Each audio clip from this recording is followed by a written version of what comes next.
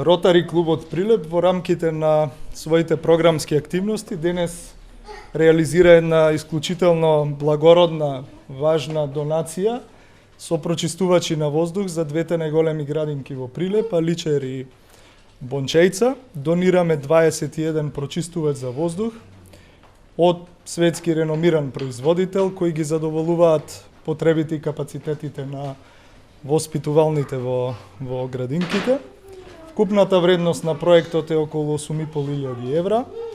Донации се од десетина правни и физички лица, вклучувајќи ги Екотип, Витаминка АД Прилеп, Футура, Кули, да не заборавам некој, значи десетина пред се наши членови кои сакаат да помогнат на овој начин да го реализираме проектот заедно за почист воздух во градинките во Прилеп. Искрено веруваме и работиме на тоа чистиот воздух амбиенталниот воздух во градинките и училиштата да биде стандард во градинките, ајде или во училиштата во Македонија. А еве и зошто. Светската здравствена организација во 2024 година констатирала дека во Македонија за двојно повеќе се надминуваат концентрациите на суспендирани честици во внатрешноста во градинките и училиштата од она што е утврден праг или дозволен праг на концентрации на суспендирани честици. Овој факт многу не загрижи и дополнително не загрижи фактот дека УНИЦЕФ нашол во своите извештаи тоа го нотира дека 11,2% од вкупниот број смртни случаи на деца под 1 година во Македонија се должи буквално на загадениот воздух. Значи, ние имаме загаден воздух и надвор, имаме и во внатрешноста на градинките и училиштата и тоа е нешто фрапантно и треба да не натера да размислуваме проактивно да бараме решенија. На таа линија и Ротари клубот Прилеп ги набави прочистувачите за воздух, ги донира денес, се со голем капацитет, имаат капацитет да абсорбираат алергени, бактерии, вируси, исто така и суспендирани честици во огромен процент, речиси 100% од присутните во воздухот. Уште еднаш ќе повторам, значи нашата заложба е да обезбедиме еден стандард на чист воздух во градинките и во училиштата. Да искажам благодарност покрај до донаторите и до локалната самоуправа од Прилеп, која ги препознава овие наши заложби за вложување во заедницата, разбира зошто постоиме и секогаш ни подава рака и е партнер во нашите активности. Благодарност до градоначалникот за присуството денес и ве уверувам дека Ротари клубот и понатаму ќе ја реализира својата програмска активност исполнувајќи ја мисијата, а тоа е влог во заедницата на општ добровит на сите.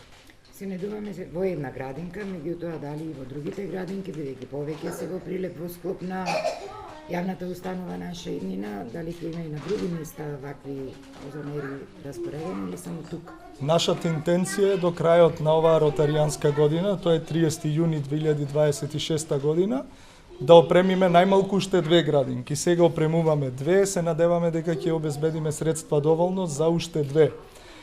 Ние имаме многу други проекти, така што лимитирани сме малку со средства, меѓутоа работиме активно, искрено се надевам дека ќе успееме тоа да го реализираме до крајот на оваа ротаријанска година.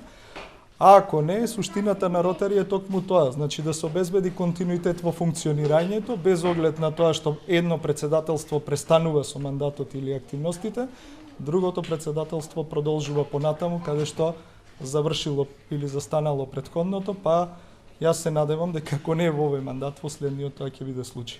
Денес сме во една од градинките во општина Прилеп, каде што Ротари клубот Прилеп донира прочистувачи на воздух, вкупно 21, каде што од овој момент 2 градинки, наши градинки, ќе бидат комплетно опремени со прочистувач на воздух во ова време на глобално загадување на воздухот и општо на животната средина, и тоа како е многу важно од ваков тип да им помогнеме, односно да им сугерираме на семејствата кои што ги довериле своите дечиња од предшколска возраст, дека им обезбедуваме грижа, но воедно и да дишат чист воздух, бидејќи и локалната самоуправа ја препозна хуманоста, односно ја препозна добрата намера на Ротари клубот, како во претходното раководство, така и во ова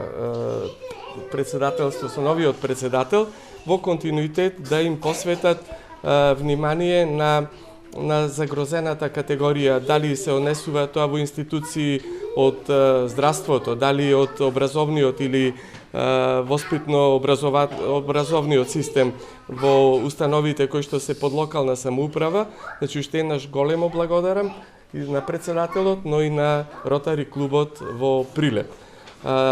Локалната самоуправа преку владини проекти обезбедивме донација и на уште 2 големи градинки во комплексот, односно во институцијата наша градинки, наша иднина, со тоа со многу поголем капацитет, кој што генерално обезбедуваат прочистување на воздухот во холовите, салоните, некој капацитет на просторија кој што е навистина со многу поголема кубикажа, но како што кажа и председателот, во текот на скора иднина, односно иднава година, ќе се потрудиме да ги задоволиме потребите на сите наши градинки.